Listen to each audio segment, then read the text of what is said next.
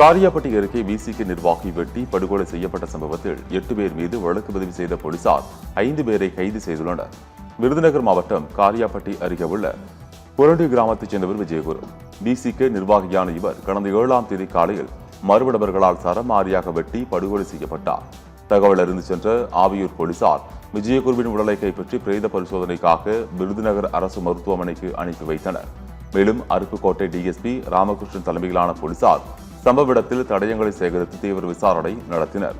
பொருடி கிராமத்தைச் சேர்ந்த லிங்கராஜ், அழகுராஜா உள்ளிட்டோர் தங்களது கூட்டாளியுடன் சேர்ந்து விஜயகுருவை கொலை செய்தது தெரியவந்தது. இந்த கொலை தொடர்பாக 8 பேர் மீது வழக்கு பதிவு செய்த ஆவியூர் போலீசார் பொருடி கிராமத்தைச் சேர்ந்த லிங்கராஜ், அழகுராஜா, சீமைச்சாமி, மதுரை அவனியாபுரத்தைச் சேர்ந்த தெய்வம் மற்றும் கீரடியைச் சேர்ந்த பழனிமுருகன் ஆகிய 5 பேரை கைது செய்தனர். மேலும் 3 பேரை போலீசார் தீவிரமாக தேடி வருகின்றனர்.